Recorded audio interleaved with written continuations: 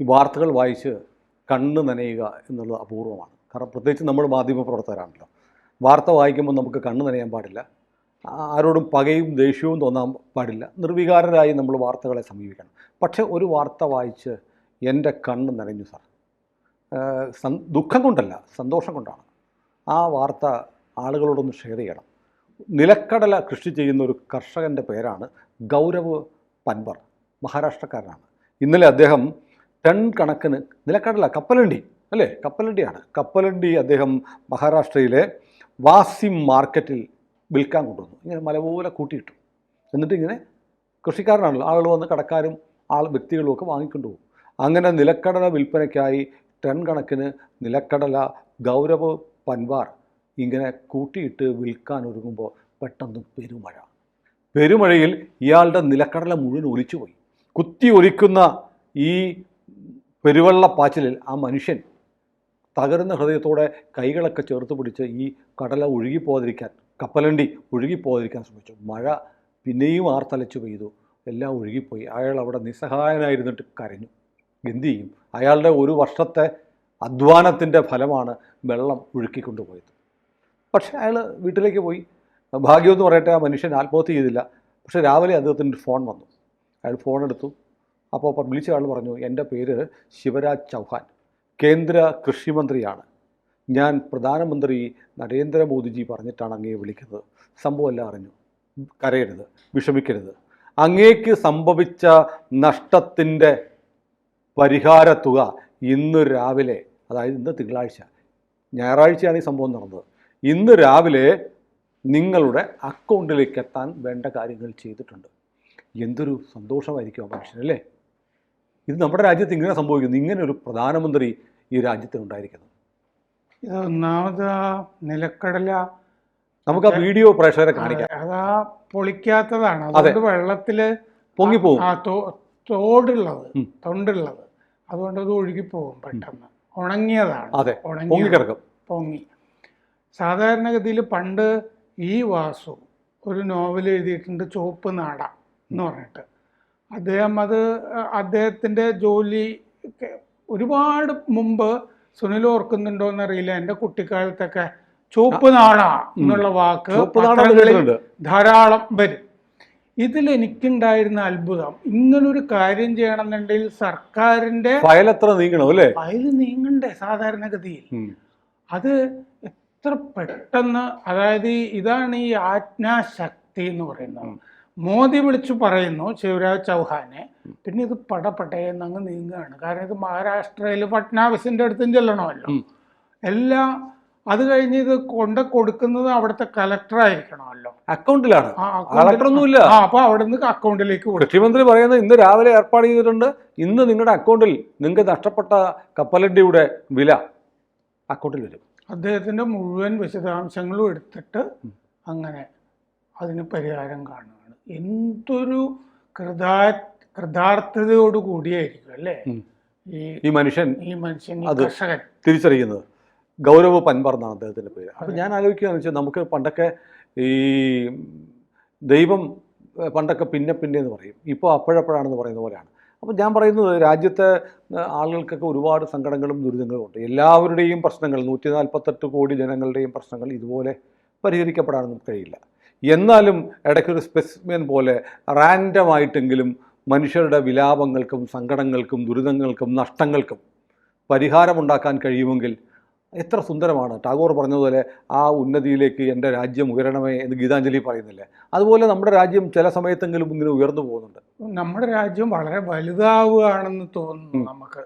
ശരിക്കൊരു ഭ്രമാത്മക കൽപ്പന എന്നൊക്കെ പറയില്ലേ, എവിടെയോ ഒരു പ്രതീക്ഷയുടെ ജാലകം തുറന്നു കിടക്കുന്നുണ്ട്.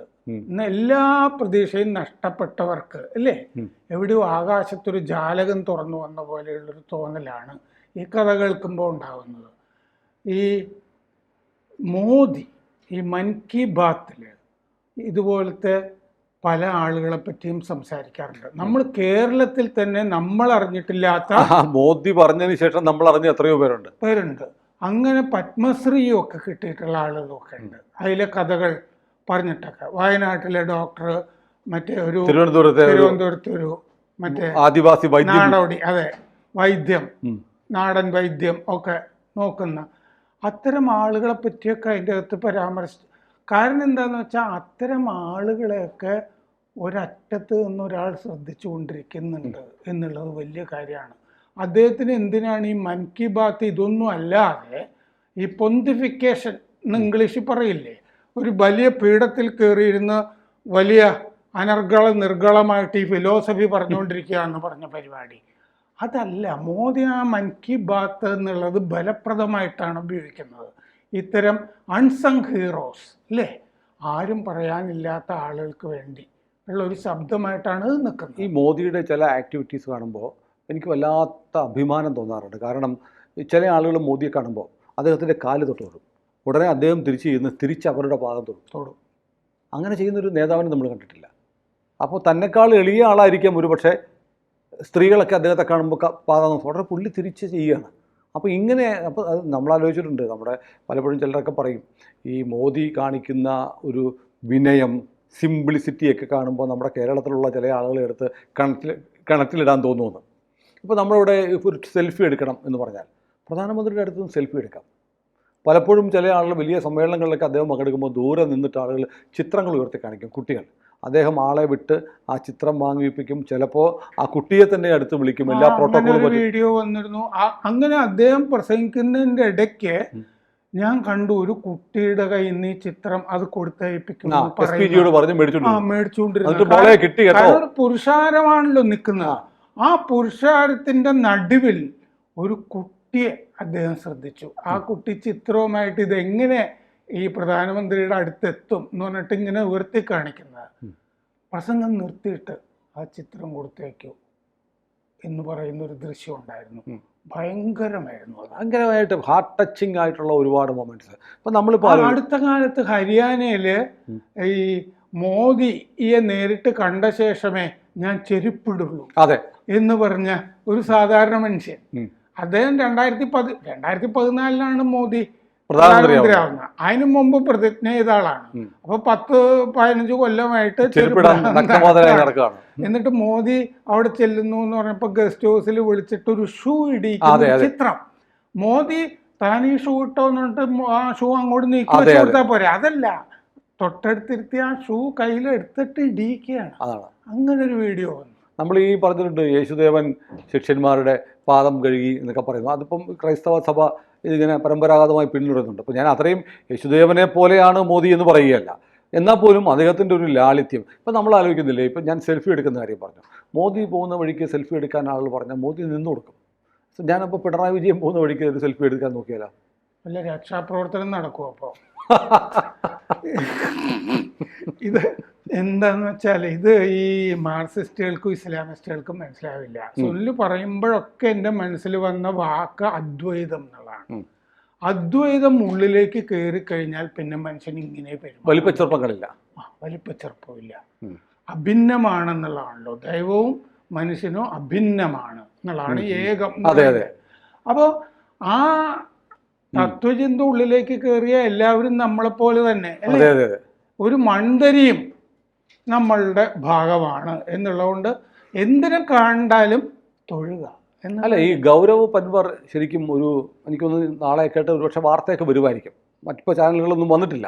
അത് അദ്ദേഹത്തിൻ്റെ ഈ വീഡിയോ സോഷ്യൽ മീഡിയയിൽ ഒന്ന് സത്യത്തിൽ സങ്കടം വരുമോ? മനുഷ്യൻ ഈ ചാക്ക് കെട്ടുകളിലേക്ക് ഒരു വെള്ളം കുത്തി ഒലിച്ച് പാഞ്ഞു പോകുന്നു. വീഡിയോ കാണിക്കാം, നമുക്ക് കാണിച്ച് നമ്മൾ ആഡ് ചെയ്തിട്ടുണ്ട്. അതിനിടയ്ക്ക് അയാളിങ്ങനെ ചാക്ക് കെട്ടുകളുണ്ട്. ഈ കപ്പലണ്ടി നിലക്കടല ഒഴുകിപ്പോകുന്നത് തടയുന്നു.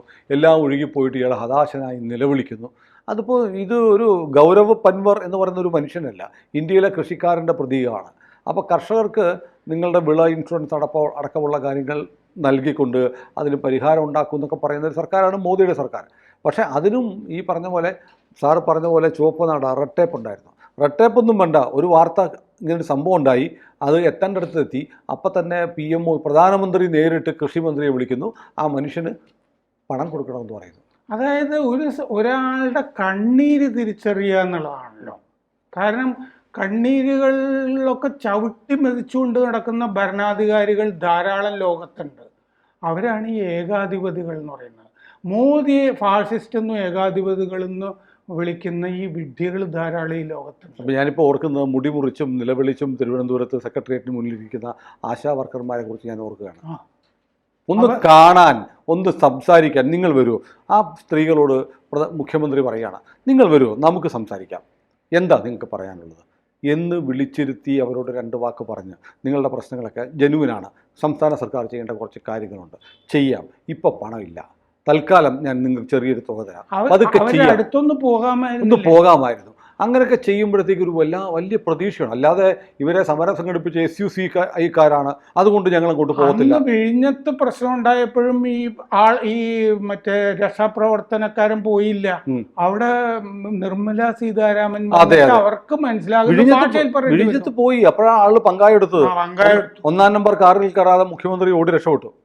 എന്നിട്ട് നിർമ്മല സീതാരാമൻ വന്നിട്ട് ആ തമിഴിൽ അവർക്ക് മനസ്സിലാവുന്ന ഭാഷയിൽ പറഞ്ഞപ്പോൾ ഒരു അമ്മ സംസാരിക്കുന്ന പോലെ അവർക്ക് തോന്നി. എനിക്കെന്തായാലും ഈ വാർത്തയൊക്കെ സത്യത്തിൽ ആ അമേരിക്കയിലും ഒക്കെ വലിയ വാർത്തയാകുന്നതാണ്. കാരണം എന്താണെന്ന് വെച്ചാൽ അമേരിക്കയുടെ പ്രസിഡന്റ് ജിമ്മി കാർട്ടർ കപ്പലണ്ടി കർഷകനായിരുന്നു. അതെ അതെ.